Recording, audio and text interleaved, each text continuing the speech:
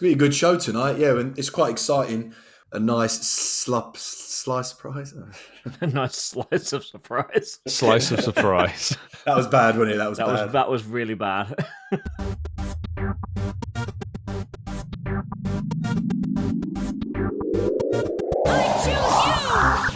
On today's show, we hope the gems of the new season aren't hidden.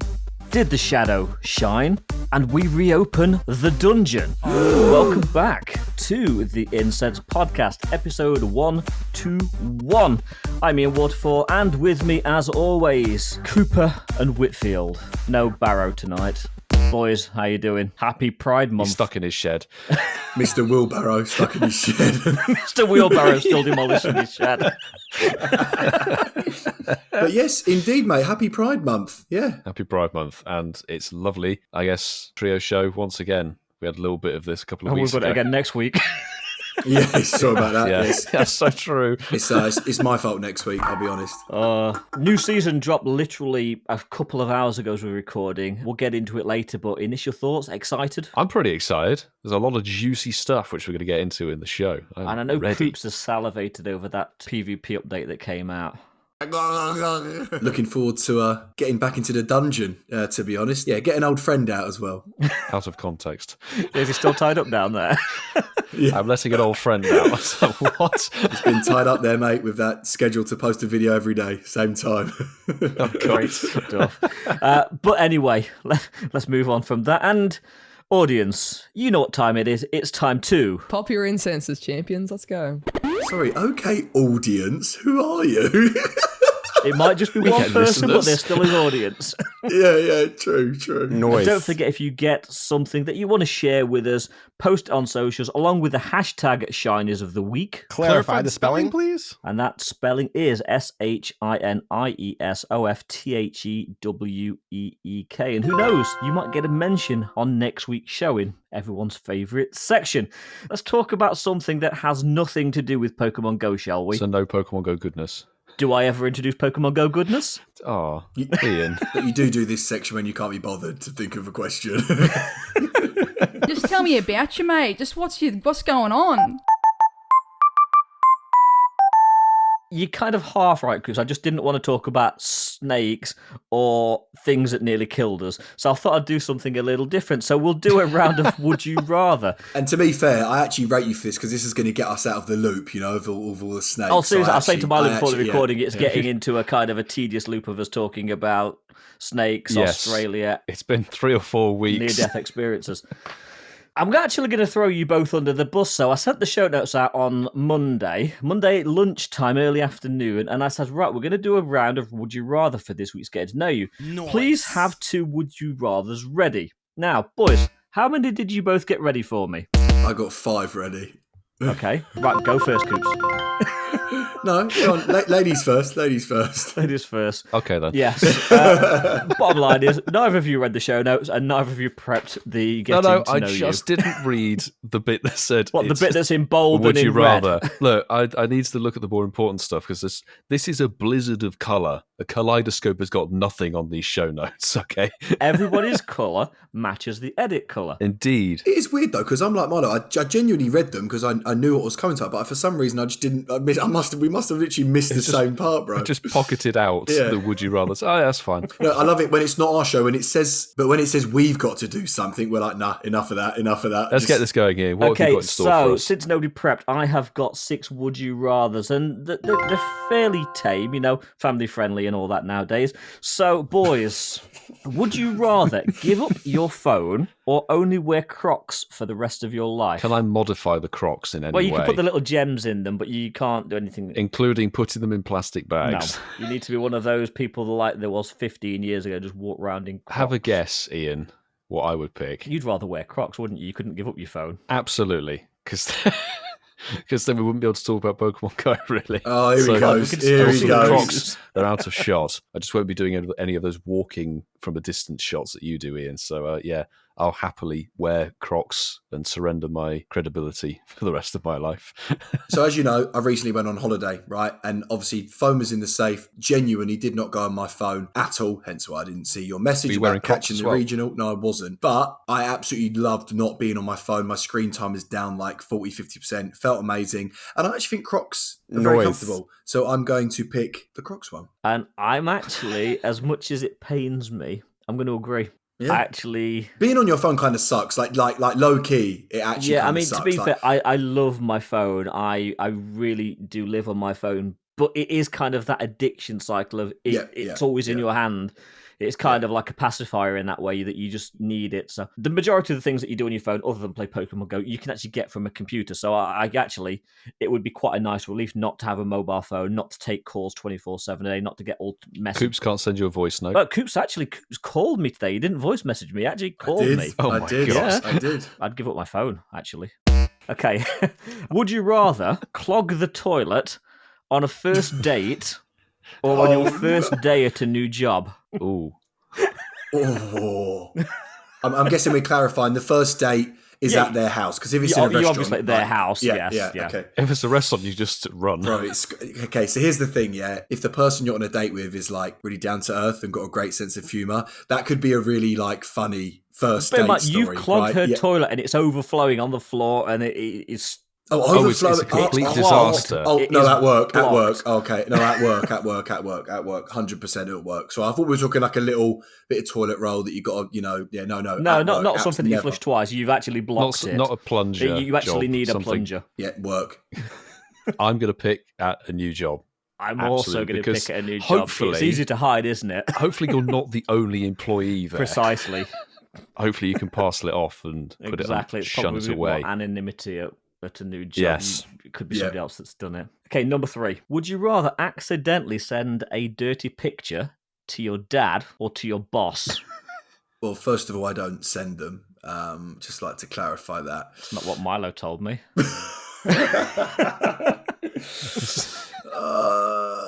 It's got to be your boss, isn't it? That's strange. That's strange if you sent that to your dad, isn't it? I'm just looking at the chat. Sue's just put, well, your dad wouldn't sue you for sexual harassment. You don't want to get HR involved. I love that. I mean, you never know. Yeah, no, I've got to pick my boss. So there's no way I can. No, there's just that is hella weird. I mean, they're both equally as strange. Ed's got a boss might get a promotion. It's true. I like the thinking. What they say. Yeah, fine. Go with the boss. You never know where it's going to go. I've got a bit of a cop out here. I could send it to my dad because he passed, so he would never actually see it. Ian, Ian. Bro, what the hell just happened? You never said the parameters. No, actually, I'm not going to take the get out of I can't jail say it's free my card. dad's deaf, dumb, and blind, so he wouldn't I think know. I'd rather. Well, I don't know, because you see your boss probably most days, where unless you live with your parents, you're probably not going to see. I don't know. I could pull the thing if I am my own boss. So I'd probably send it. Oh, yeah, I'd probably. Oh God, Coops, no, I'd probably send you? it to my dad. I'd probably send it to my dad. I don't think my boss would take it too well. Okay, round 4. Would you rather live in a world? I think I know Coops' answer, actually, to be fair. Would you rather live in a world where you dance instead of walk or sing instead of talk? Oh, that is a tough one. Great question. Love this.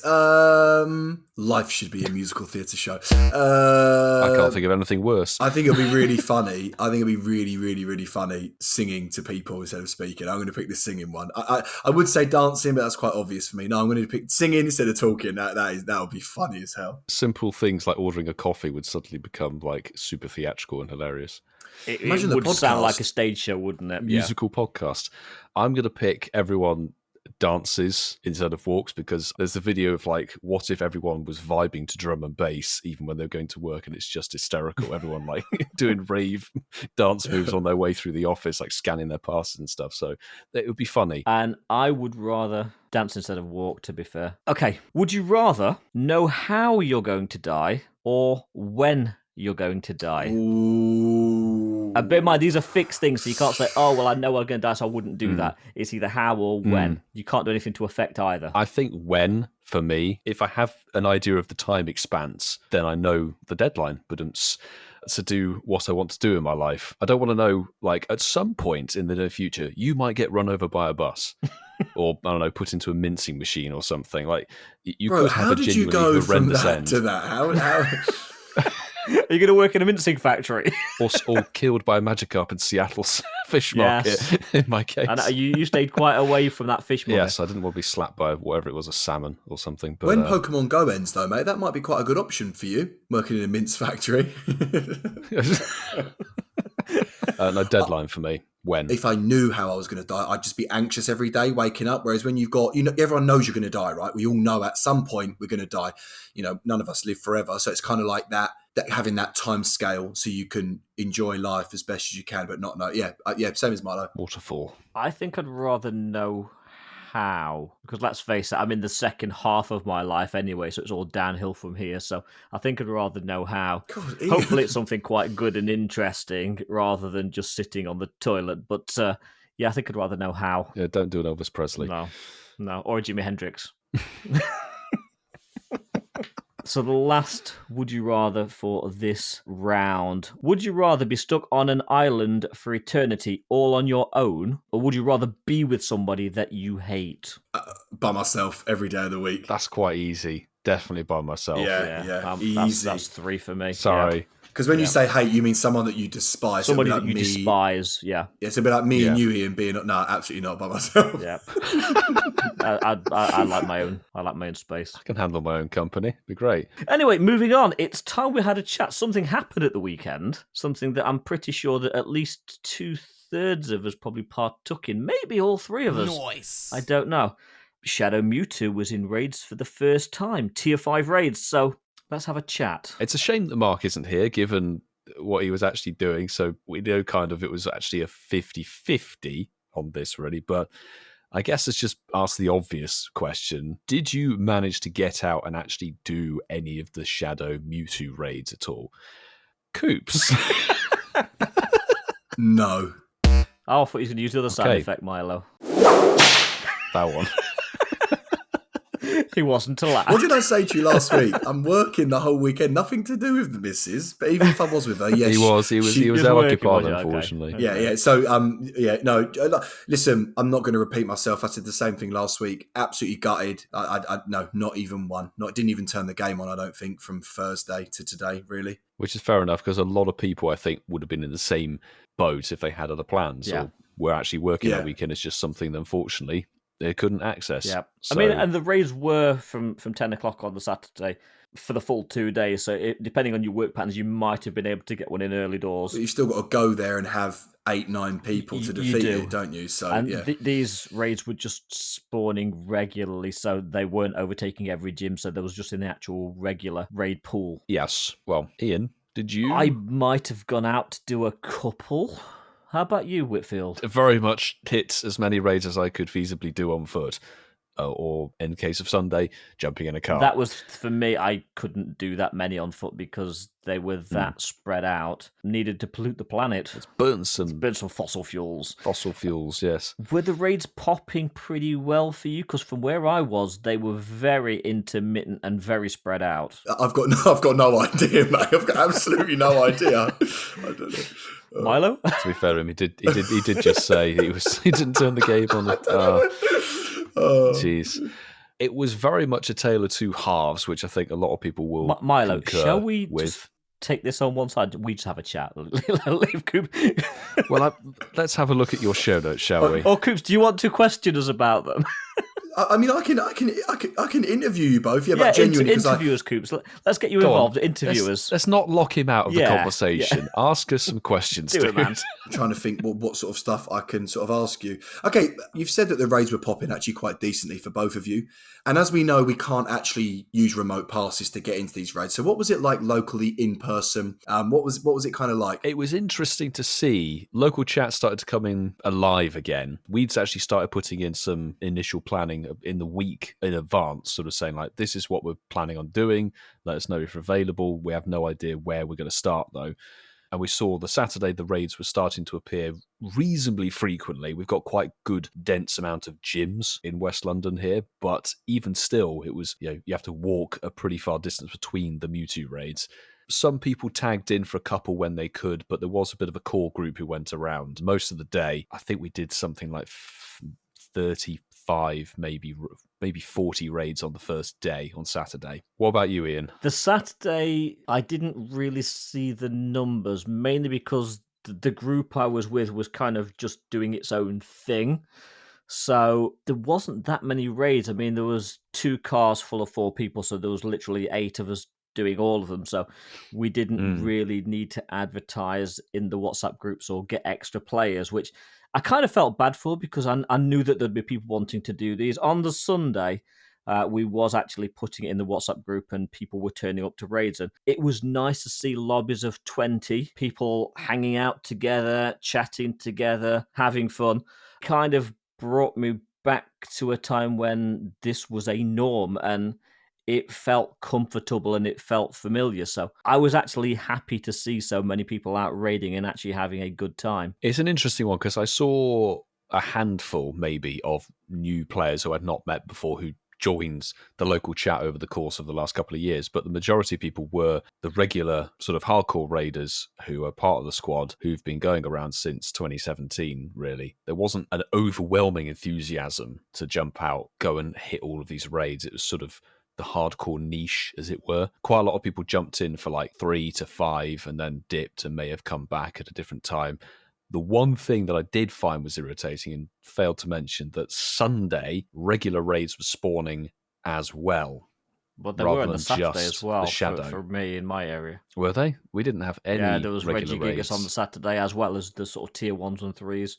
It wasn't that just really shouldn't Mewtwo. have been happening. Are you sure it wasn't just the early morning? No. It wasn't just Mewtwo for the whole day. Okay, it was meant to be like just the shadow Controversial. raids. Well, it's interesting to talk about it because it should have just been shadow raids on the Saturday, and then when I saw it on Sunday morning, going, oh god, Regigigas and Bagon and Skarmory are in raids spawning as well. As I say, for us, the raids were very spread out. It got worse on the Sunday, definitely, because we ended up sort of going Sunday. Far less interest. See, I saw the opposite. Sunday seemed more of a busy day, but maybe that's because Saturday was kind of in this little closed bubble of a small sort of 2-car group. Interesting, because we almost exactly the reverse. So we sort of gathered together and went, the raids are so far apart. We jumped in 2 cars and started going around for bits of the sesh in the morning. And then if we found a little cluster, then we parked up and went around. We would put in the local chat. We had a live location going, message on Campfire as well, flaring up and saying like, hey, we're doing this raid at this time. One person Campfire may have joined an extra. Was a godsend for this. Useful tool. I was using it all weekend. Launch it to everyone. No, seriously, it needs to be launched to everyone because we're in the privileged position. We actually have Campfire now. We don't endorse this, but let's be realistic. There are people in my area, and a lot of people worldwide, they use maps. Let's be honest. I don't, but people use maps. I use Campfire. But I found it was so much easier to actually look for raids on Campfire just by scrolling around the local map than people actually logging into these map apps that they're using. So it was very good for targeting specific gyms. That's what I'd say. Specific gyms. And saying like, there's an X amount of people coming, we'll be here roughly at this time, let us know, blah, blah, blah. And that worked very well. But the Sunday was definitely a car raidy day, which for me personally, I'm not overly a fan of. I'd rather be on foot. I would, but sometimes needs must. It's a necessity. So how many raids, and when I say raids, I mean Mewtwo raids, how many shiny Shadow... Sorry, they're not shiny all the time. How many Shadow Mewtwo raids? We wish. Yeah, I know we wish, right? How many Shadow Mewtwo raids did you guys get done? So in total, I did 61 over Saturday and Sunday. Okay. Actually not that many. Okay, yeah. I mean, in person it is, but you know, yeah. It's more than me. Yeah. I managed over the 2 days 36, but on the Saturday I did can it at 5 o'clock and didn't raid into the evening. On the Sunday, I did raid from 11, which was a little bit late, to be fair, and until sort of 7:30. Yeah, so both days I went right up until the curfew. We know. You didn't need to clarify that, Milo. We know. I know. But Sunday we had some that despawned like at 9:30 or something. They spawned in just on the cusp. Yeah. So I was like, okay, little late wave, go for it, drive. There you go. And how many shinies with yours, Milo? What was the sort of rates? So I got 2 shinies, which I would say is the highest scale of things out of 61 raids. Sounds about right. 1 in 30, wouldn't it? Sounds about right. Yeah. Ian? Side effect Milo. Oh, he didn't get 1. Not a single one. Didn't get 1 out of 35. And everybody I was with got them. 35? Everybody I was with got either 1 or 2 out of probably a slightly fewer number of raids, to be fair, because I was going after everybody else went home. I also hasten to add, I only got 91% Shadow Mewtwo. All the rest were garbage. Oh, ouch. Hold on, I was waiting to ask that. You're jumping the gun here, mate. Sorry. Ask the question, I'll answer, Goose. Okay. No. For real though, I'm only joking. But like in regards to these in-person shadow raids, like I don't want to say how difficult were they, but how were the purified gems thing? Like, were there any issues? Were there any glitches? Like, were they actually difficult? Jokes aside, could you have done 4 trainers without you could have done 4 trainers easy. Oh, okay. Well, okay. Right. Let's rephrase that. People with a train level like we are, it could have been done easily with 4 people. If you were sort of level 33, you sort of average Pokemon Go play, you wouldn't you'd have struggled been able to do it with 4 people. But the key thing that we found out very quickly with the purified gems, once that rocket raid stuff had come in, to make the purified gems actually work, you have to use 8 of them flat out. If you use less than that, it doesn't work at all. If you use 8, it subdues the raid boss, which is fine. Right. But you as a trainer can only put down 5, so you have to have a minimum of 2 people. And I think I did see somewhere that Mewtwo Shadow was a possible duo. I might have seen that somewhere. If you had the right counters, Shadow level 50, high level trainer, etc., and the purified gems. I don't think I'd have liked to have tried to duo it, though, to be fair. No, it was wasting painful. time, frankly. It was painful in terms of... wasting time. The more raids, the better. And also, this isn't a glitch, and Milo will probably back me up on this. It's almost like Niantic nerfed revive drops as well from rewards and gyms. They were just not coming through for the whole weekend. I have to say, I have no idea. Didn't notice. I did. All I noticed was the amount of hyper potions. I was very perplexed. It's like, I haven't been spinning stops at all day. Why is my item bag full? And I go and look, and I have over 1,000 hyper potions What? in my bag. I started the day on 100. I'm like, huh? What am I getting? Unless 18 every raid. But this is one thing that actually ticked me off a little bit once I looked at it on Sunday evening and also Monday. Rare XL Candy didn't drop from these 5-star Shadow raids at all. No, Mewtwo XL did, but not Rare. Yeah, the Mewtwo guaranteed the 3 from doing the in-person raid, but Rare XL Candy didn't drop, even though there were 5-star raids, and I think that was a coding issue. What at all? I didn't see any Rare. But there were, actually, it's funny you asked that, Coots. It's almost like we prepped these questions beforehand. There were glitches and issues. Some were visually amazing. These raids. I don't know if Milo experienced it. People were getting booted left, right, and centre. The raids were locking up. Then you couldn't re-lobby. There were quite a few issues. I didn't notice any of those issues, thankfully, here at all. We had them on a couple of gyms where Weird. Time would count down. You was doing no damage, and it would say that the raid had finished. You'd then try and re-lobby, and it wouldn't let you back into the gym. It would just jam your phone up. That's weird. 2019 issue. Thankfully, none of that here at all for anybody. The only glitch I encountered, which is a visually hysterical bug, is if you used Giratina with Shadow Force, Giratina O Coops with Shadow Force, or I think Ursaluna with high horsepower, one of the lunging moves that makes the Pokemon rush forward, it would glitch the Mewtwo, so it would become like supersized, sit on top of Pokemon and blend through. And I've got a brilliant screenshot of one of my Mewtwo raids where it went into landscape mode temporarily, and there's like 4 Pokemon all jammed and glitched I was inside literally underneath the Mewtwo at some parts of it. Yeah, it sort of twists 360, so sometimes you're attacking Mewtwo from behind, from the side. It was hysterical. There's one thing that I want to know, boys, if it's all right with both of you. It's one of the reasons why I raid, one of the reasons why I used to play the game. Giratina O. No, it's for... You knew that was coming. No, it's for 100% IVs. Obviously now, Shadows, as we know, technically, if you've got a 13, 13, 13 and above, you could technically purify it, right? But with Mewtwo, Shadow Mewtwo is probably one of the most powerful Pokemon in Pokemon Go. It is the Sorry, Trainer Club. But with that, you did 60-odd raids. EU did 30-odd. What were your IVs like? And I feel weird asking this because I may have watched a video or two. The listeners might not have. Yes, yeah. So out of the 61 raids, I got what I would class as 3 decent IV Shadows. 2 96s with 15 attack and 193 with 15 attack. The 2 shinies I got were trash, but they're just kind of like a random flex. I already had 2 Mewtwo Hundos when we were remote raiding like crazy last year. So unless I got a purifiable Shundo, that would have potentially been the only thing I thought, like, maybe we'll purify. So all jokes aside, if you purified all 3 of these, you'd have 5 100% Mewtwo's. Yes. And you probably could have maxed them all to level 50. I've already maxed the 3 of them. Oh, okay. Of course, why did I ask? You ask. Come on, you know me. I've got a tier 3 Mega Gardevoir running all day, and I had 1500 XL to start with anyway, so it's just like, poof, level 50. You there had, you go. you had 1500 XL to start with. Yeah, that shows how many Mewtwo raids I was doing last year.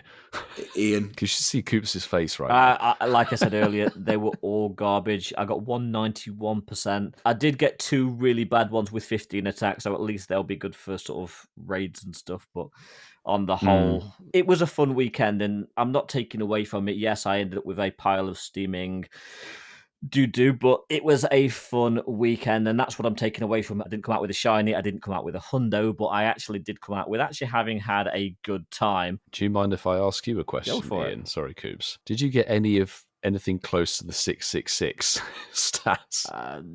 I got lots of 0-star ones, so I didn't get a 666, but I did get some really bad ones. I was so close. I got a 676. I was like, why? I want the trophy. You know, speaking of the IVs, bro, I've actually deeped that, you know. In 60 raids, you got 2 shinies and you got 3 basically potential hundos. Mate, that's really good odds. I would say that's... I had a very good weekend. I've just deeped that, and I've thought, right, like that's... Yeah, you're one of the lucky ones, bro. Oh, like that's definitely he is, yeah. I'd definitely have some purified 98s if I went through a bunch of stuff as well. Like, I had very good luck. Bin them, who cares about that? They will be bin, because you can't trade shadows, folks. Don't forget, you can't trade a shadow. I did see some people... just dead. Some people were purifying the rubbish ones and then doing a random special with them. Oh, I quite like that idea, actually. At least you're going to get the candy from it. Yeah, and you get purified Mewtwo in the Dex. Why would you want that, though? All right, gentlemen, last question. I don't need a drum roll for this one. Excluding allowing remote raid passes, how could the raid event have been made better? Ian, let's go to you first. The weekend could have been made better if it was an actual true raid weekend. So if the Mewtwo, the Shadow Mewtwo's were spawning on every gym, so you could actually plan out a raid train and just make it a complete day of it, rather than all of the sitting around and waiting for them to spawn and waiting for the eggs to hatch, etc. That's my basic thought. But then when I saw that Articuno is coming out in weekends next month, which we're going to be talking about shortly, it kind of... That makes a bit more sense, yeah. I have to agree, though, because the spawn rate was a bit iffy. It wasn't as good as if we remember the Rayquaza raid weekend back in March of 2021. That had pretty good consistent raid spawns for that legendary in the tier 5s. It was pretty decent. Mewtwo seemed a little bit less than that. I suppose the other thing is, even if it wasn't a sort of raid weekend where they're on every gym, just get them to spawn more frequently. Yes, 100%.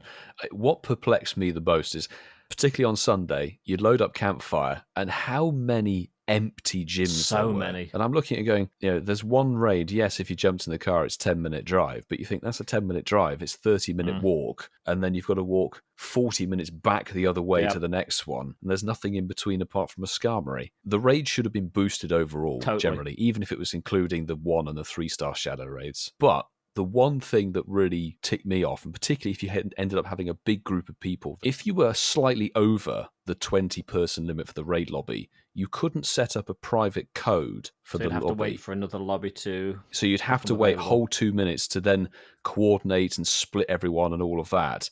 I mean, we was really struggling because he's like, oh, can we have 1 or 2 people can't make this. We're over by 2 people. Can a few people jump out? Some people jump out. Then the people who are waiting jump into the raid because the space is freed up.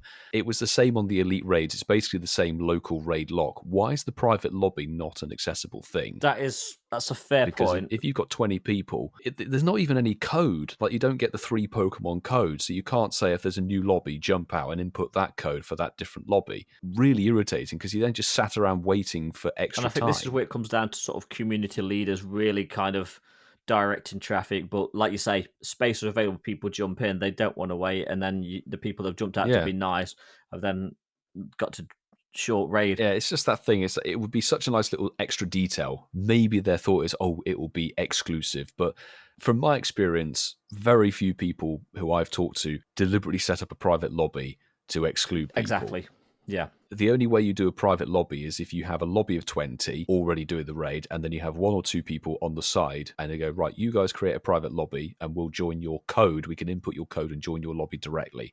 And it helps speed up the whole process. And people like efficiency when it comes to raiding. Sue made a very good point in the chat. They wanted you to meet new people, but raiding from cars, you don't meet anyone anyway. And I have to say, that is fundamentally true, because the cars have a finite number of seats. You can say, we're going to this raid, people go to this raid, but if you turn up in cars and go, oh, we're going to this next one, we're going there, we'll be there in 10 minutes because it despawns in 12, you've got people sat around going, well, I can't make that raid on foot, and there's no space in the car. That's actually excluding people. The better spawn rate, as Ian said, would have fixed that. I also agree and partly disagree, and I suppose it depends to your geography. We were going around in cars, but we were getting out and chatting while we was raiding, so if other people turned up, we were actually there available. We weren't just locked cars, windows up, ignoring everybody. Well, I guess like in sense of community, yes, but the logistical purpose of getting around. Oh yeah. I mean, people were in the cars. If there were seats available, then yeah, you would. But you're probably not going to let somebody you've never met before in your car because they could be an axe murderer. This is very true. So before we move on from the Mewtwo talk, Milo, hit the jingle. We've had a WhatsApp message. Send your WhatsApps now. Saul's been back on, regular caller. Let's have a listen to what he's got to say about Mewtwo raids. Boys, I'm glad to hear you've all had a good Fennekin com day. And even the Fennekin himself has had a good com day and actually opened his phone, which is brilliant. But all I was calling in to say was, Mewtwo who? When and how? And 1 in 20? Really? Doubtful. Highly doubtful. Everyone around me, no, actually one person around me in the Bournemouth community that you helped me find, by the way, got 2 in one day on the Saturday, and I did a total of 10 raids on the Saturday that we could find and go to. It was like a good few hours we were all out for, and I could only end up doing 10, finding 10, no shinies. My first 2 that I caught were XXL though, and both 3-star, which are weird. 2 in a row XXL Mewtwo's weird. But the second day, found another person down Poole Park instead of Bournemouth. It was nice to find that someone actually shares the same passion with you, and you're out and about. And he came up to us and was just like, you playing Go? And I was like, oh my God, yeah, please come along with us, this sort of thing. Because he had 2 phones, I had 2 phones, and my mate that was with me had 1. So 5 people all together walking around bashing Mewtwo out, which is good. But he found us that day and got a shiny that day, and I still haven't got the shiny. Yeah, mate. The fact that it's Shadow as well can't be traded to you is fantastic. The fact that it's Shadow and you can't trade it to home is even better. What are your thoughts on this, guys? Because 1 in 20, definitely not in my mind. And didn't pop up enough at all. Not enough spawns for the Mewtwo at all. I saw normal spawns of Vulpix that day and Altaria more than Mewtwo on the Sunday. The Saturday we're popping loads, but Sunday I didn't find a lot. But overall, did about 23 raids, no shiny. That's why I keep saying 1 in 20, not at all.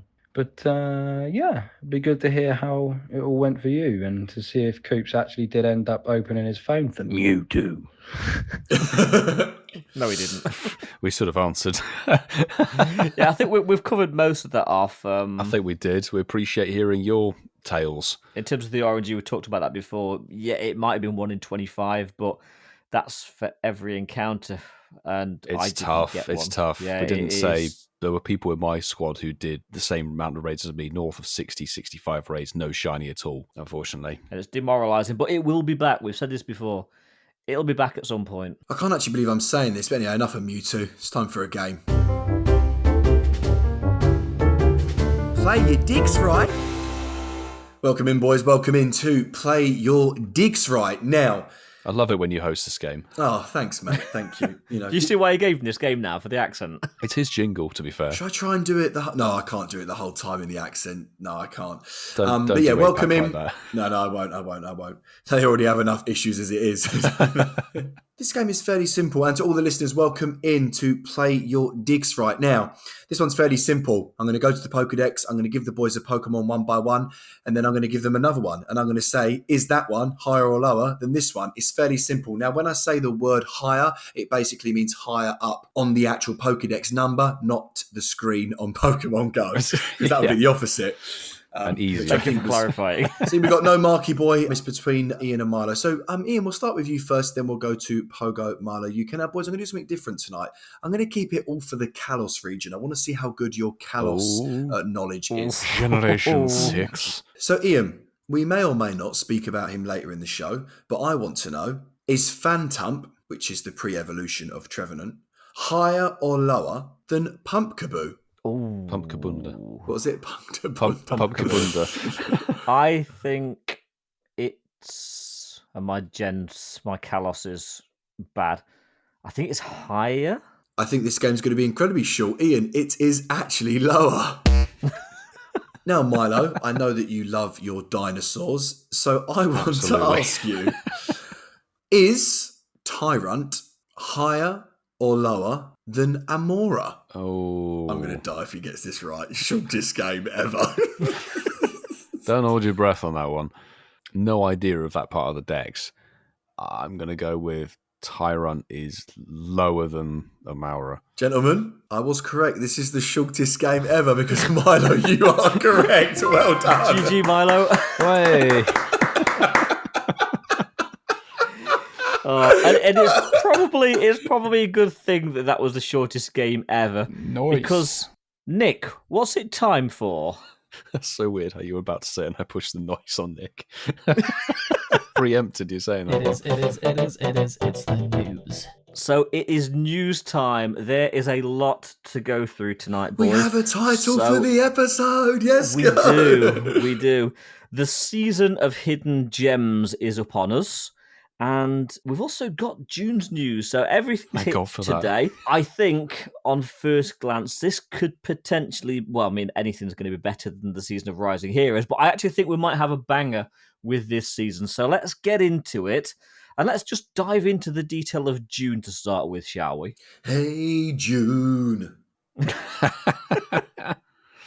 The raids for June are, potentially quite interesting. So we have the return of the Lake Trio from June the 1st through to June the 15th. So Uxie will be in the Asia-Pacific region, Mesprit will be Europe, the Middle East, Africa and India, and the Americas and Greenland will get a Zelf. They are all shiny potential, so that's possibly a way to use your 5 a day. But this is quite spicy. From June the 15th to the 29th, so 2 weeks practically. This is hype. The first shiny Ultra Beast in Pokemon GO, Nihilego the Jellyfish, is getting it shiny, which is fantastic. That's a top tier poison and rock type. Very much worth going for. And then for the final little bit that leads into July, we'll have Heatran back for the first time in a fair while, actually. So June the 29th through to July the 6th. Yes! You're actually excited. To be fair, I need XLs. I need XLs for that one. I want the hundo. I mean, I can do 5 a day, but I've got, 30 raids I can do, 25. Unfortunately, I'm going to have to fill in for Marky on this one. The Mega Raids for June are looking like this. Mega Swampert, finally back after the Hoenn Mega Starters Raid Day back at the end of last year. Mega Swampy. Obviously can be shiny. June the 1st through to June the 15th. And then definitely my Mega Bay, Mega Sceptile, is in from the 15th to the 29th. So 2 Hoenn Starter Megas. And then there is a question mark, filling in for the end of the month, June the 29th to the 6th of July. And we were debating about what this might be, weren't we, before we started recording tonight? Well, one of you was going to talk about a specific event that ends this month, and there's also been a Mega in the code for a very long time. I'm thinking it could be Mega Sableye. And there also was a leak, wasn't there, by Niantic by accident? There's a leak, indeed, yes. But I know there's one person who'll be very, very happy. Noise. Finally, the raid hours for June. We will have 2 for the Lake Trio, each in their specific regions. So Uxie, Mesprit, and Azelf, June the 7th and June the 14th. If you're looking for specific shinies, international friends are going to be the way to go. And then Nihilego, with its brand new shiny, will have 2 as well, June the 21st and June the 28th. Good luck, peeps. And now Mewtwo's gone, we do actually have this feature sort of lingering around. So it might sort of be a new feature in Pokemon Go. How exciting it's going to go through every single legendary. Cannot Can't wait for Registeel. Yeah, added on another 2 years of the game. But Shadow Raids will be back. So from starting June the 10th, Shadow Articuno, the Mystic Bird, will now be appearing in Shadow Raids during the weekends in June. So I think if I've got this right, boys, from June the 10th, you should be getting 3 weekends, I think. Yes.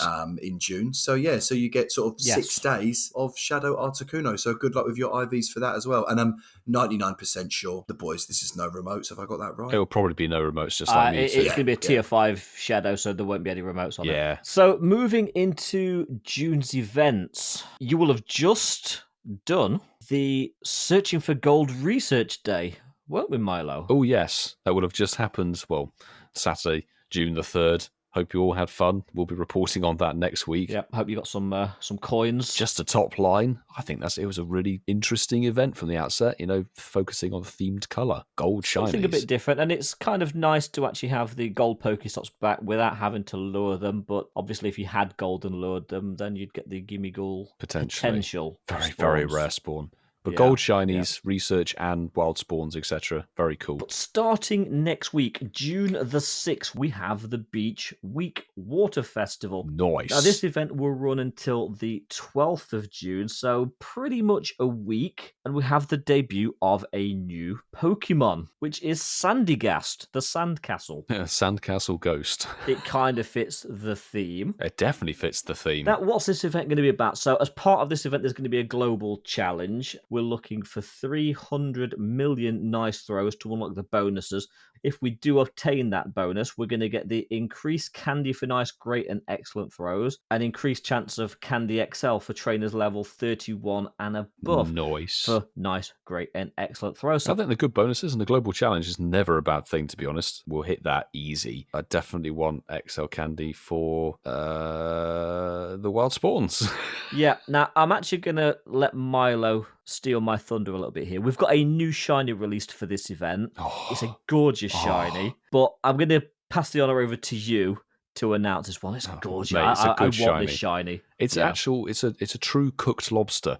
It is. It's you in Spain. It was me in Spain. It was me recently after all my trips in Europe. Shiny Clauncher is brand new for this event, and it goes from being a blue kind of lobster shrimp to being a orange one. It's a sick swap over. Now, in true Incensed podcast fashion, we're going to share the wild encounters. So, Pokemon that are going to be spawning in this event are Tentacool, Shelder, Krabby, Alolan Executor, Horsey, Staryu, Marill, Wingull, Whelmer, Spheal, Finneon, Dwebble, Frillish, the pink one. female, I'd say pink.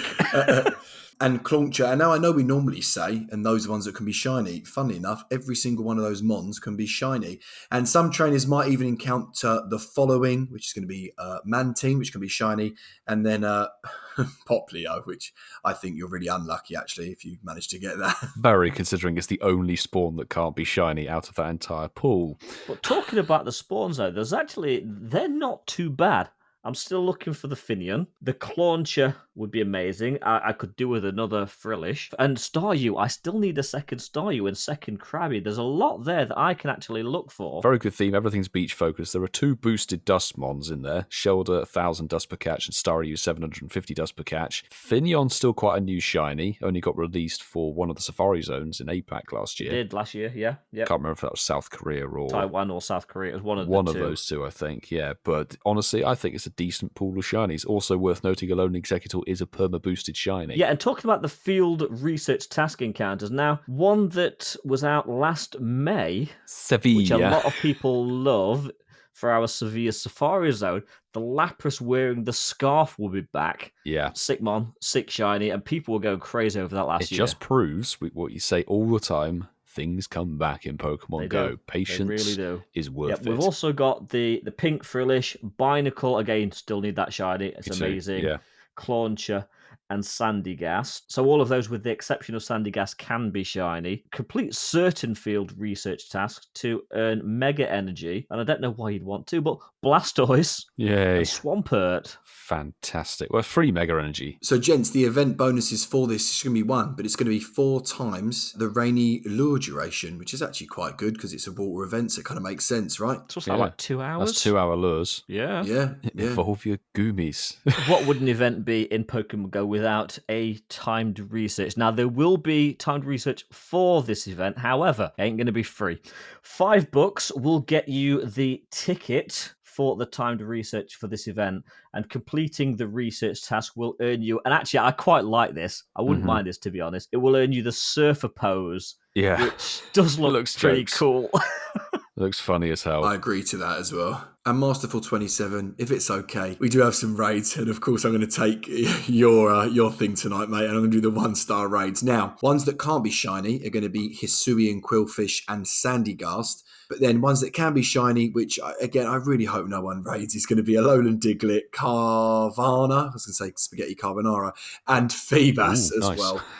But please. Phoebus? It's a fish, I know, but why put Phoebus in it? Please don't use any please of those. Don't raid Phoebus.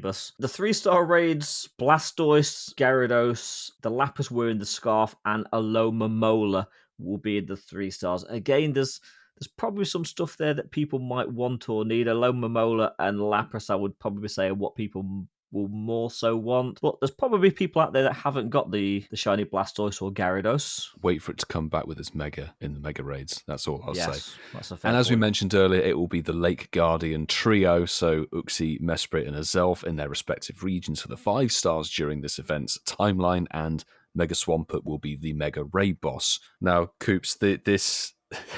You've got to finish this article off, dude. No, I don't actually, because I've seen someone on social media that I actually think who normally trolls people for being trolls on Twitter. What do you call it? The seething. I didn't troll anyone. I corrected an error. Over to you, because this isn't about me. This is about you. As part of this event, there will be new avatar items. Now, I'm actually going to read verbatim from Niantic's release from this. The following new avatar items will be available to purchase in the in-game shop during this event and will continue to be available after the event ends.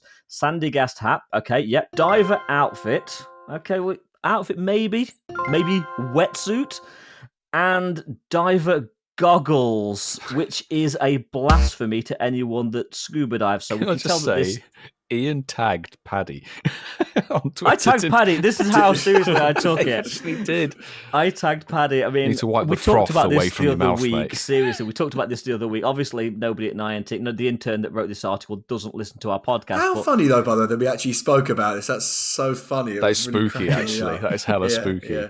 And actually, a little behind the scenes, I sent Milo, Mark, and Coops a little video from Paddy explaining gear terminology at the weekend. Yeah, They're not diver goggles. Goggles do not cover your nose. It is a diver mask. So please, Niantic, can you change that article? Because it really is triggering me. And I don't want to be triggered.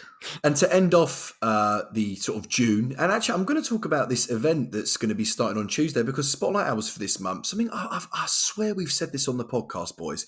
I swear we've said they should do Spotlight Hour themes, we have. On June the 6th, for 3 times XP for catching Pokemon, you are going to get Krabby, Kabuto, Corphish, Clauncher, and Crab Rawler as well. That's going to be Spotlight Hour for June the 6th. It's going to sort of be 5 Pokemon for the first ever time, which is actually amazing. I think that is amazing, yeah. We said that back in 2021. We did. And we said the same about Community Days as well, actually having a theme for Community Day. Yeah. They should employ us, boys. But on June the 13th, we do have Binacle for 2 times candy for catching Pokemon. June the 20th is going to be Sunkern. Oh my God, I remember when I did a Sunkern Spotlight Hour for 2 times candy for transferring Pokemon. And lastly, June the 27th, 2 times XP for evolving Pokemon is going to be Duo. Now, boys, I don't know about you, that is a lot of June news. It is, but the June news isn't finished. We've got some more events because we didn't get through them all.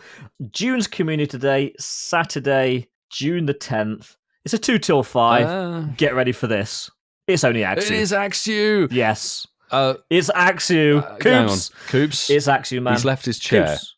Where have you gone, man? He must have gone to the lavatory, surely. He's dissecting this article, which we're going to do for you right now. It's a shame he can't interject in any way. Indeed. If you weren't lucky enough to get your 3 shiny Axews last year at GoFest when they were in the 1-star raids, now's your chance to fill your boots. Axew is the featured Pokemon for this month's Community Day, and this one is going to be big. I dare say the biggest com day of the year. The June com day is usually the pseudo sort of legendary. It follows the format of Gible Dino. Now Axew. Very likely the next year will be Goomy. Just bear that in mind as well. Yeah, if Goomy is in raids at GoFest, do not spend a fortune on raiding it. Hold your horses on that, but Axew definitely a sought-after rare shiny. It won't be rare after this day, for damn sure. No, it'll be one of those that you're probably, like with Gible, you probably look at it and you really won't want to tap on it after this com day, but for 3 hours, potentially up to 8 hours, it is going to be everywhere. I think let's jump into the good stuff of this article. So you've already gone through. It's a 2 till 5, June the 10th. We know that. It's Axew. It's not a new shiny, but it's a sought-after shiny. Absolutely. The key thing is, though, is that Haxorus will learn the move Breaking Swipe, which we saw introduced, I believe, last year.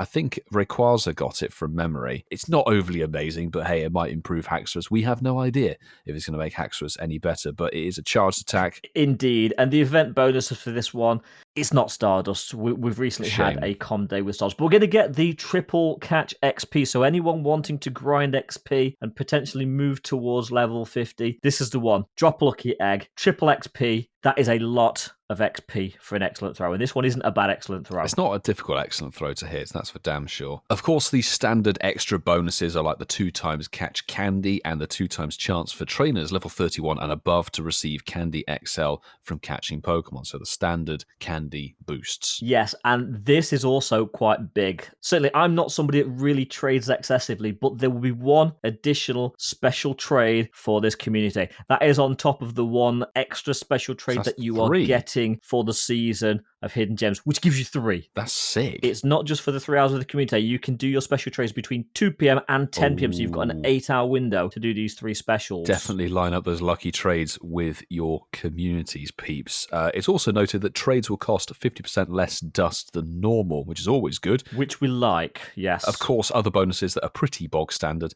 It will be 5 snapshots for a Community Day surprise. It will be Axew probably popping up. And the lure modules and Incensed, excluding Daily Adventure, of course, will last for 3 hours when activated during the event window. Indeed. And we've come to expect this now, but there will be bonus raid battles after the Community Day 3-hour window finishes. So between 5 and 10 p.m, an extra 5 hours where if you take down the epic 4-star Fraxure, you're going to get Community Day spawns for a region of about 300 meters around the Pokestop at Community Day shiny rates. Yes. Good luck. I will say, here in Ealing, those extra raids haven't worked since Chespin. In fact, I think that was the last time I actually participated in. But we're not done yet, Milo. There will be the usual $1.79 special research ticket available, which give you a few nice bonuses and potentially some decent IV Axews. And of course, if Coots wasn't here, he'd be getting all hot and bothered about this. Stickers will be available by spinning Pokestops, opening gifts, and by purchasing them in the in-game store. Don't do that. But they are very cute stickers. Spin stops, open gifts, don't buy them. Absolutely. And the final thing to note is, of course, looking for trainers to join. Well, they have their Community Day map available, so you can search for your nearby community parks and see if there's people around there who play. This has been a thing for a while, hasn't it? It's been a thing for a while. It has, yeah. There's some good parks on there. Not necessarily the main choices that you might go for, but certainly ideas of where to play if you are looking for somewhere to play that's maybe a little different. Now, don't know about you, Whitfield, but I am actually very, very excited about this Community Day. This is going to be the Community Day of the year, in my opinion. They usually are. June never disappoints. It's always the sort of most hype com day. The Dragon, the pseudo-legendary Community Day is typically the Dragon. Event. And even more so this year, because isn't it your little Italian friend's birthday? It is. The Italian Tripod has Axew Com Day for his birthday. So... Yes, that's very, very cool. Actually, I'm trying to think. I'm thinking back because, of course, we had Axew, Masterful 27 got the Shundu Axew on the Global Go Fest finale of last year. So Axew was in that. He did on his birthday. I'm actually in the fortunate position. I do not need the shiny Axew because I have the family from the raids last year. Yes, you were lucky. I spent my life savings on obtaining them, but there are a lot of people that don't, and I think you've got a couple, haven't you? I've got one, mate. Oh, I thought you had two. It was a bit of a little sod when it comes to RNG, unfortunately, on my end. It took 224 raids for me to get my shiny Axew last year, and then it pops up through the wild spawns anyway. And that's like 180 quid. It was the best part of $100, essentially, through the raids and all of that. So, lesson learned. Let's not go mad on Gumi this year. We know the format, and we know how it's going to work. Yes, indeed. We'll probably still do a couple of raids, but it's all fun and games at the end of the day. This will definitely be a good one to grind. It's a good shiny. Haxorus is one of the most top-tier shinies. It goes black. It's a black shiny. It's a great family. Definitely quality. So all I can say is wish you the very best of luck next weekend. And as you're listening to this, it's next Saturday. Yeah. It is soon. 6 we said days. It's the 10th. It's next Saturday. 6 days yes. away. Oh, Coops is back.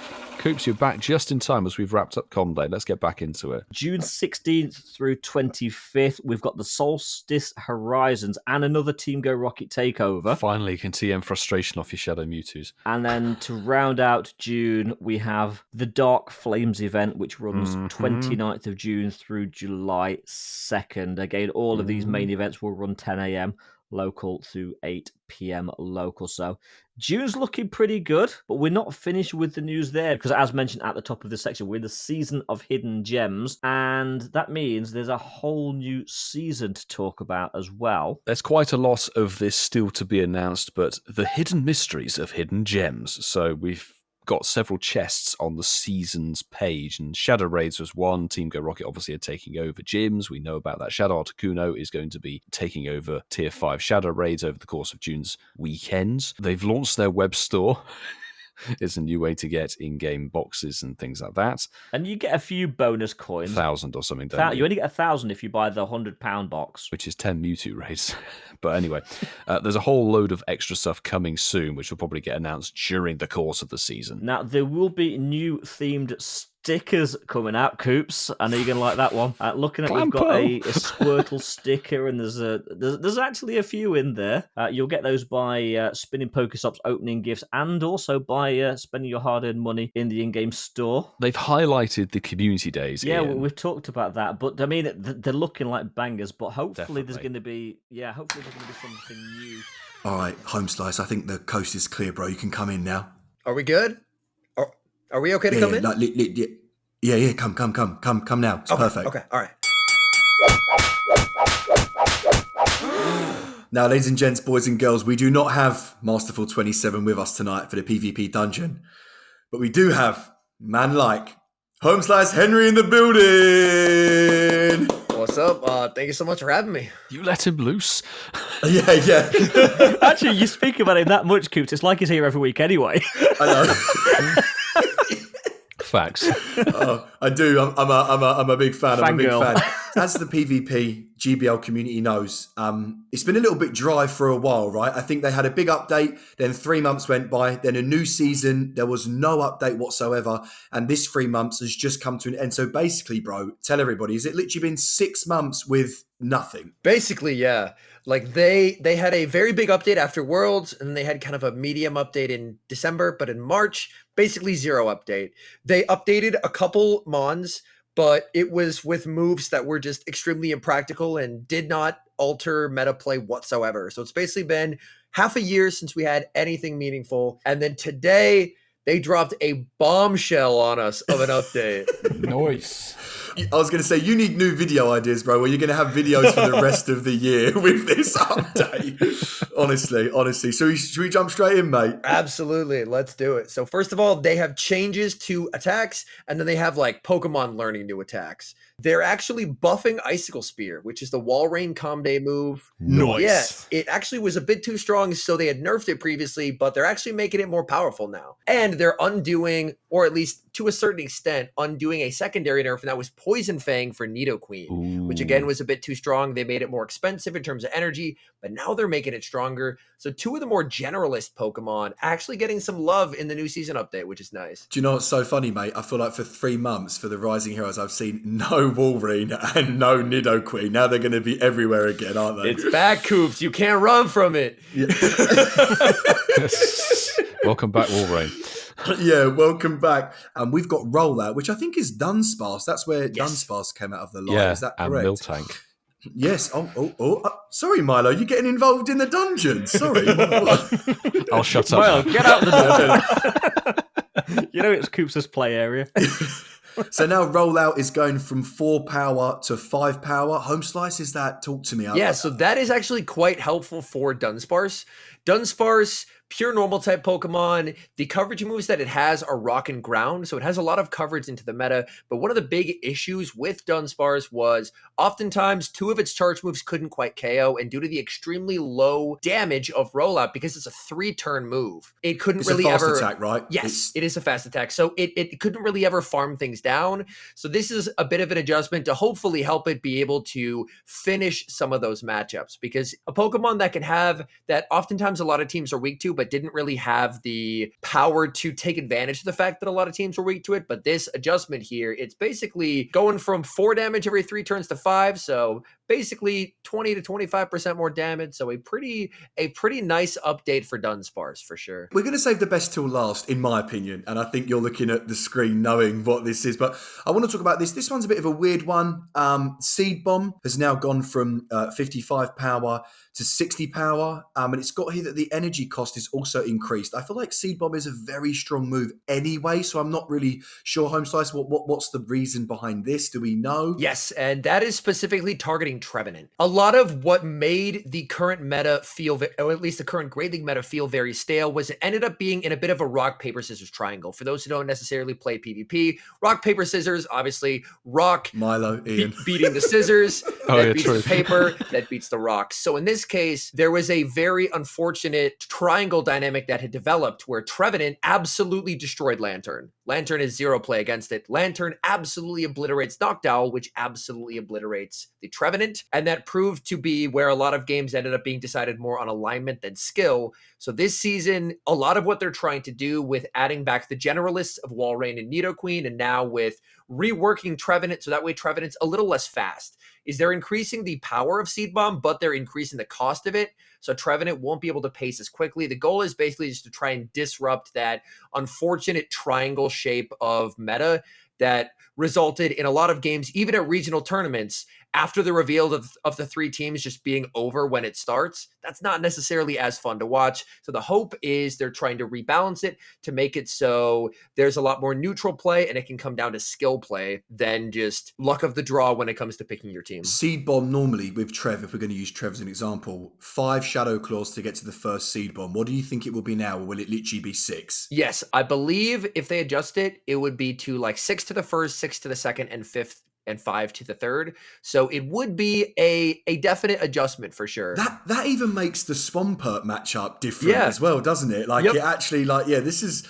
And go on, mate. You talk about Mud Bomb because I know you're dying to talk about your Mud Boys. You can. Oh yeah, Mud Bomb is definitely going to be a fun update here. Mud Bomb, it was basically a clone of what the old Seed Bomb was, but it didn't really see a lot of play. But it's actually getting a buff from 55 power to 60 power, which does take it to a move that has, I believe now, 60-40. So it should be 1.5 damage per energy, which honestly is pretty nice for a bait move. So that's just going to allow ground type attacks a little bit of extra damage in those situations, which can be nice considering that some of the changes they made were to making poison moves and a rock move better. So having Mud Bomb being a little stronger can be quite nice, especially for like the Unova Stunfisk of the world, the Toxicroak. And I'm not going to spoil it, but there's also a new Pokemon that's getting Mud Bomb as well, Coops. Oh, yeah. Nice. We'll save that. I always say this about the GBL articles. They're always so huge, and we wanted to get those move updates out because that's major. And then there's new attacks coming into the game as well, which is even more exciting. But I'm going to quickly run everyone through the dates. Now, from June the 1st to June the 15th, it's going to be Great League. But up until the 8th, it's going to be the Summer Cup, the Great League edition. And then from the 8th till the 15th, it's going to be the Ultra League edition. Noise. From June 15th through the 22nd, we have Ultra League and Element Cup Little Edition, so 500 CP meta. And then we have Ultra League continuing the next week, 22nd to the 29th. But we actually have a new cup arriving, Coops, and that is the Single Type or Monotype Cup Great League Edition, which is only Pokemon that have a single typing are allowed. And notable bans are Cresselia and Defense Deoxys. And from June the 29th until July the 6th, you're going to have Master League Premier, and you're going to have the Single Type Cup still. The Great League Edition, obviously it's a new one, so they're trying to give you a little bit longer on that. And then after that, we have July 6th through July 13th. We have the Open Master League, and the Retro Cup makes a return. It's a cup we've seen previously. And then July 13th through July 20th, another week of Great League. And Great League Remix makes a return after several seasons. So that's going to be Great League, but with the top 20 most used Pokemon from this most recent season banned. So we should see a lot of variety and a lot of potential new Pokemon that we haven't necessarily had a chance to shine. And then coming towards the end of July, from July 20th till July 27th, we've obviously got Great League, but then we've also got the Fossil Cup, the Great League Edition. I'm pretty sure we've had the Fossil Cup before. Yes. Indeed. Yes. And then from July the 27th till August the 3rd, it's going to be back to Ultra League. And again, still the Fossil Cups. You've got a few weeks for that. August the 3rd through August the 10th, another week of Ultra League. We have the Jungle Cup, Little Edition. And then August 10th through August the 17th, which is the week of the Pokemon GO World Championships. That will be all three leagues available: Great League, Ultra League, and Master League. And then I'm going to take this next one as well, Coops, because this is my favorite. Is it because August the 17th is my birthday? Is that why as well? Well, you are in for a great birthday then, Coops, because not only is it the Master League, but the Fantasy Cup Ultra League Edition returns. One of my favorite limited time metas. It was introduced last season, received almost universal praise, and Coops, it's back. Happy birthday to me, right? Happy birthday to me.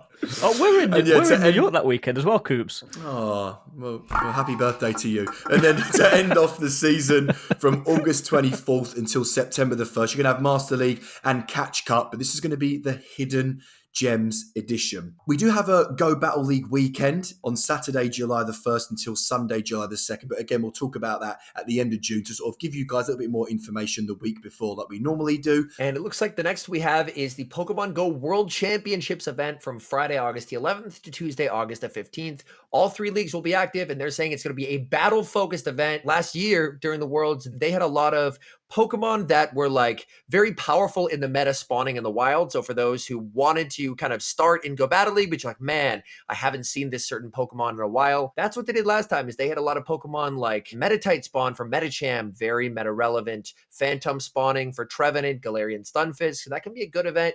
This could be a good opportunity to get some Pokemon and test it out, because it's a lot of fun. It's a lot of fun. Now, Homeslice, I do want to talk about my favorite part. It's obviously the new avatar items for when you hit Legend and a little bit beforehand. Now, avatar items will be awarded to trainers who reach certain ranks, as I just said, but to Legend, you kind of really need to get there to get the whole package, if that's fair to say. So this style pose is going to be based around clay. So it's going to be the clay style hat and shoes, the pants, the shirt, and the clay style pose, which is the one thing that everybody wants. It's like a flex in a raid lobby, right? Home Slicer. That's the whole point of it. Yeah. Unless you're on your tippy toes with your little.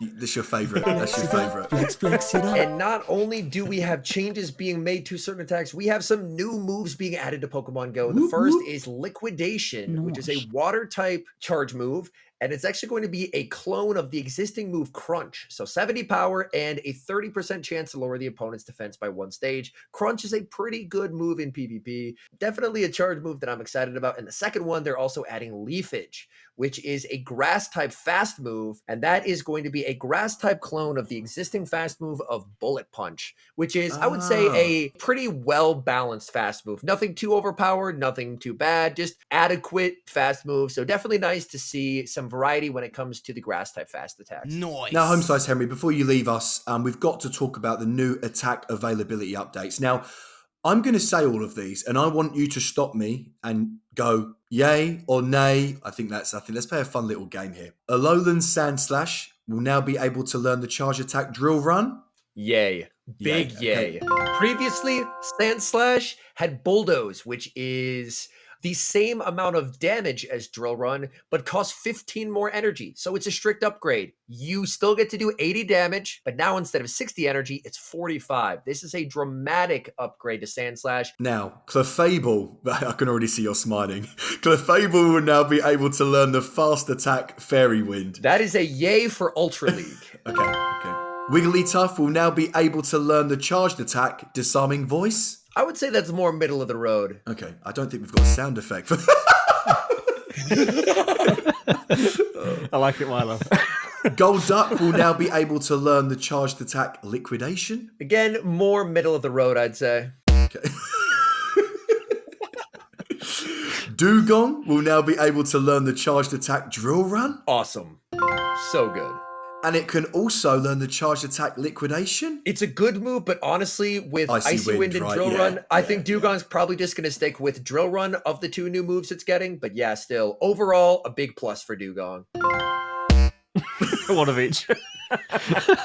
Cloyster will now be able to learn the charged attack Liquidation. Nope. I've got a feeling what this one's going to be. Vaporeon can also learn Liquidation. Yeah, your inkling was right. That's a no from me.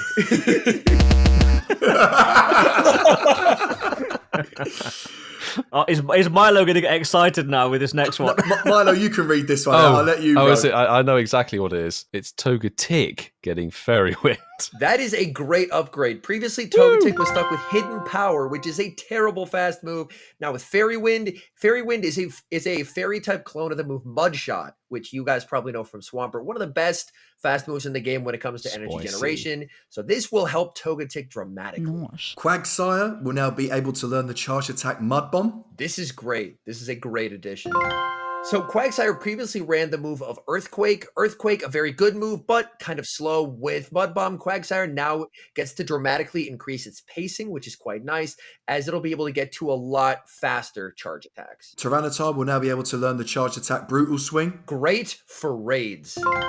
With Brutal Swing is actually going to be, I believe, the new best Dark-type raid attacker, overtaking Brutal Swing Hydreigon. It is. Nice. Cradily with Rock Slide. Terrific.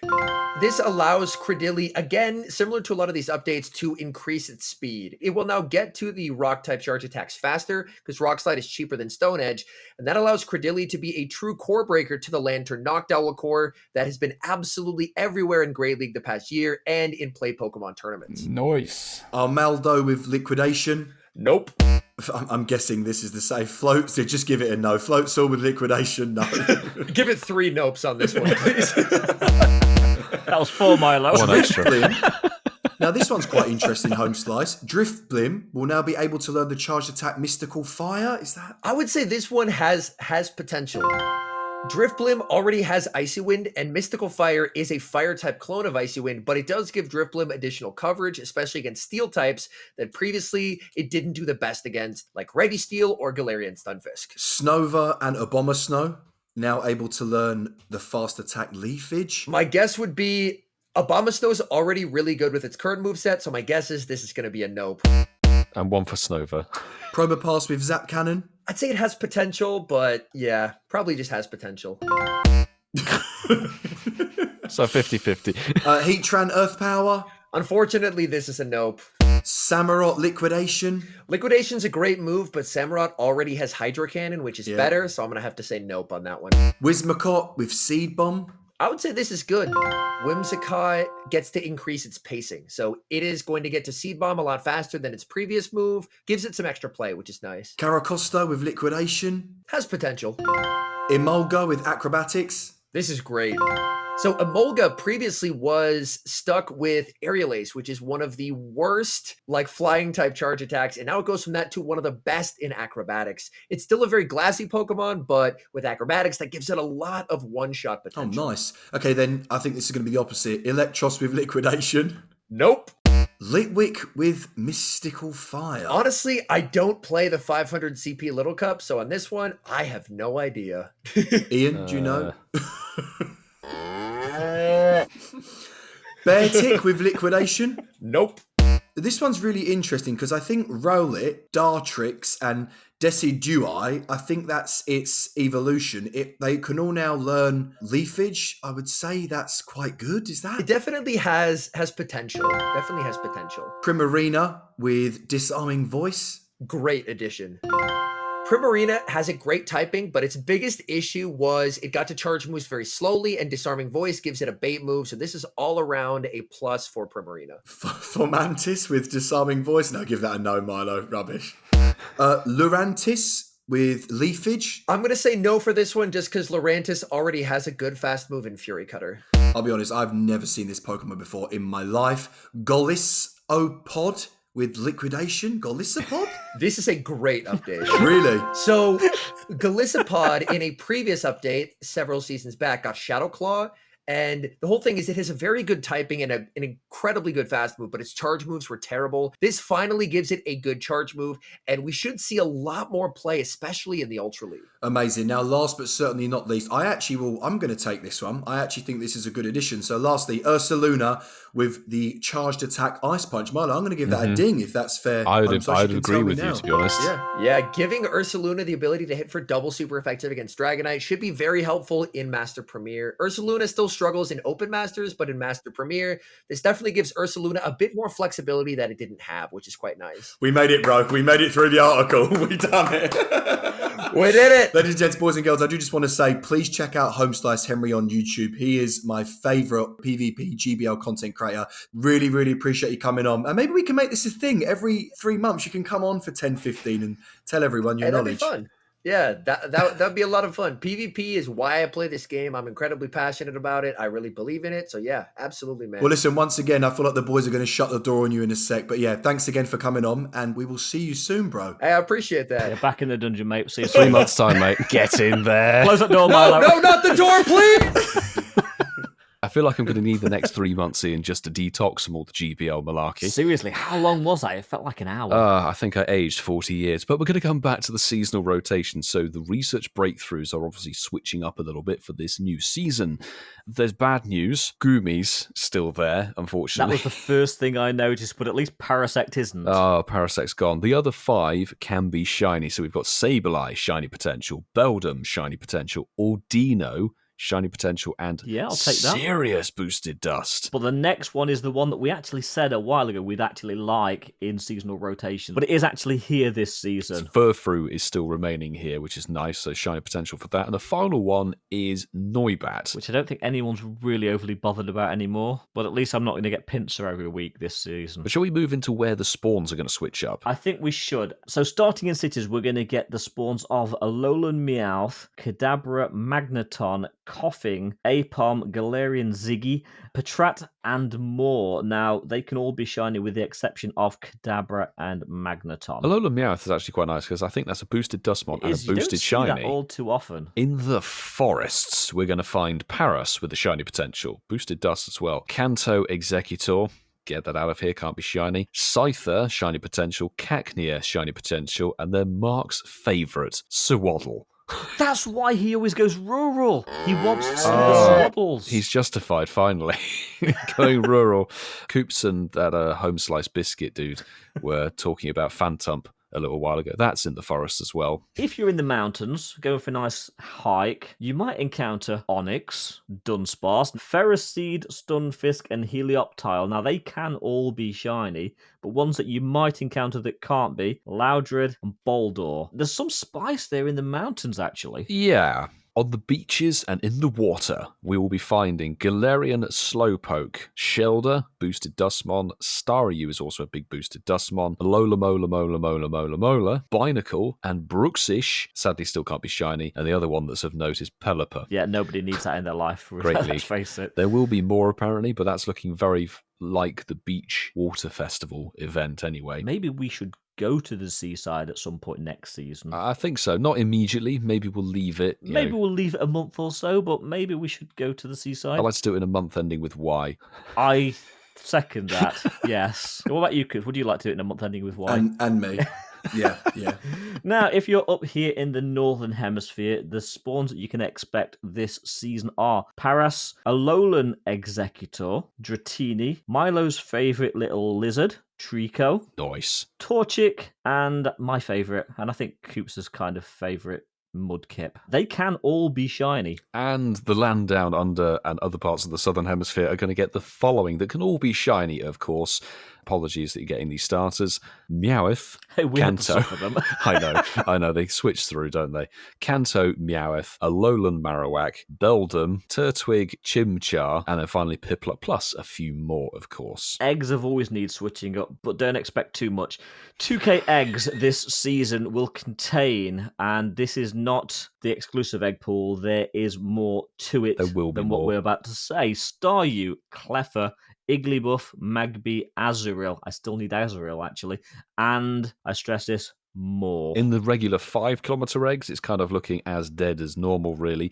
Omanite's Kabuto, Shuckle, Sableye, Roggenroller can all be shiny. The one on this list that can't be is still Maharini, for goodness sake. Which is and the more. one you'll probably hatch. Honestly, I hatch that every other 5K at the moment. Yep, It's me too. It's awful. If you're opening gifts and getting 7K eggs, you're going to get the Hisuian Mons, so Growlithe, Voltorb, Quillfish, Sneasel, and more are going to be in your 7Ks. That'll be the Galarians and the Alolans regularly in there, won't it? The 10-kilometer eggs, I wouldn't call them overly interesting, to be honest. You're going to get Actually, Marwile. I'm not overly impressed with these. I mean, last season's wasn't that good either, but you're going to get Marwile, Bagon, Emolga that still can't be shiny, Dino, and more. Now, your Adventure Sync eggs are going to be as follows. In the 5Ks, Cranidos, Shieldon, Mantike, Stunfisk, and more. Good luck for the Mantike peeps. 10-kilometer Adventure Sync eggs will have Riolu, Galarian Yamask, which is quite interesting. Okay. Unfortunately, Goomy is still sitting there smug as anything. Rockruff has a shiny potential and more. Now, getting towards the end of this season, seasonal bonuses that we can expect for the next 3 months. 1 additional special trade per day. Beautiful. Taking you to a total of 2.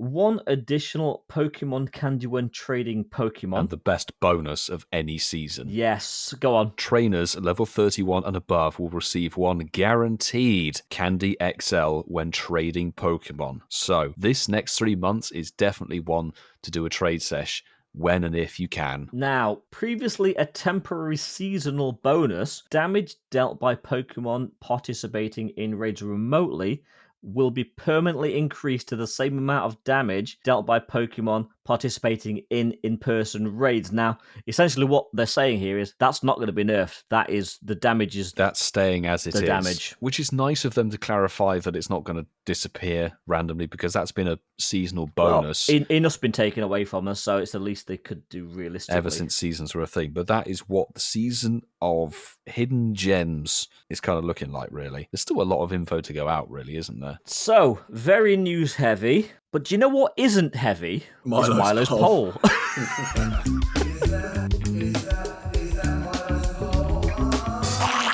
God. It always gets me how awful that version of the jingle is for my poll.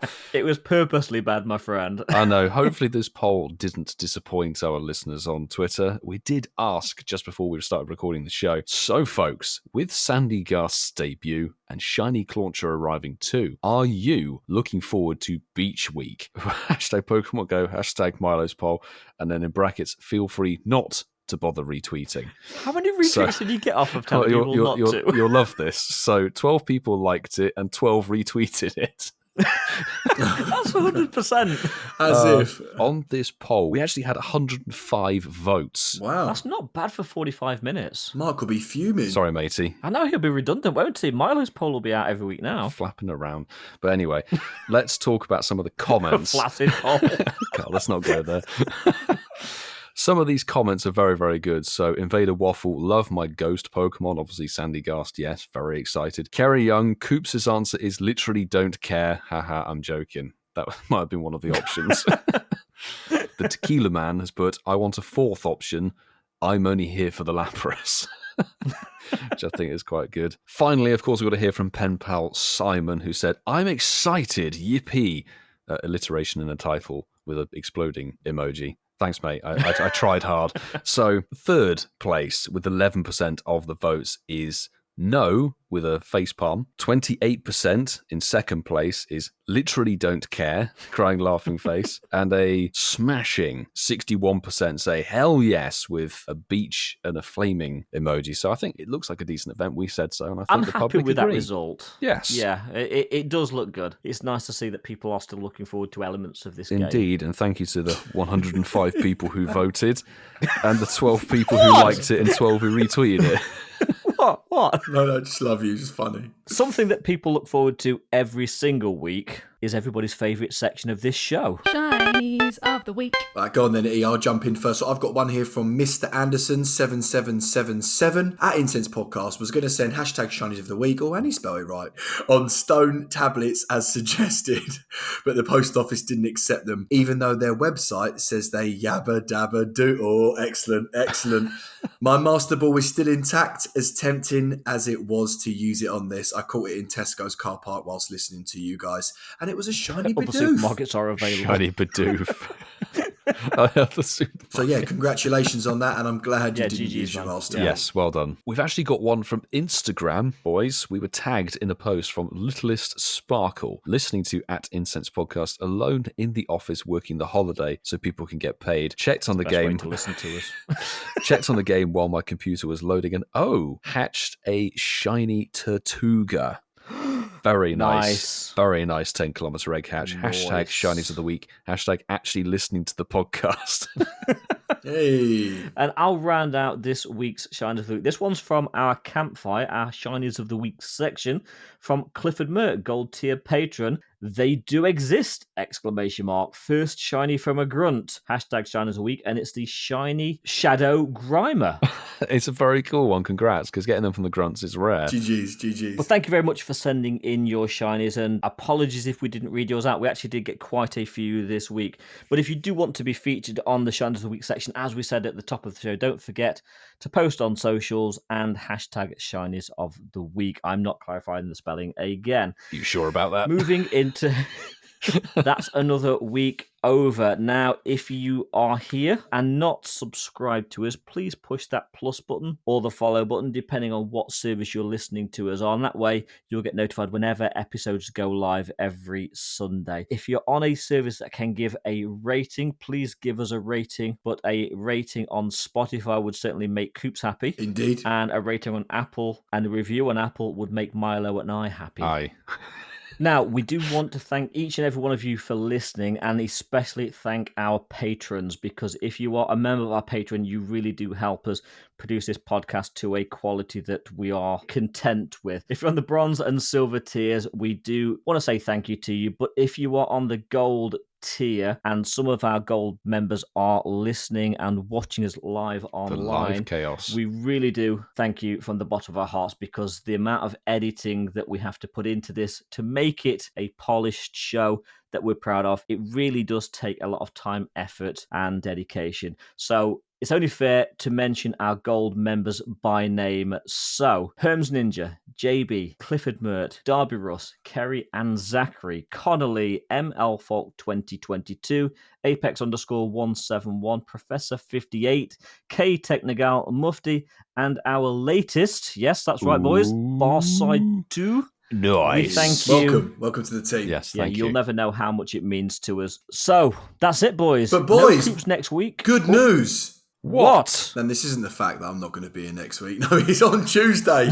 It's going to be Spotlight Oh, Hour of the 5 water Pokemon that I mentioned earlier, with the new Lobster as well. So good luck with that. Tag us on Twitter, hashtag Shinies of the Week, if you do manage to get the new shiny on that Spotlight Hour. Very much a seafood platter. I hope I don't die. It is. And on that bombshell, we'll catch you next week. No Coops, but we should have Barrow back. I'll see you the week after. Burning shed, man. Choose you!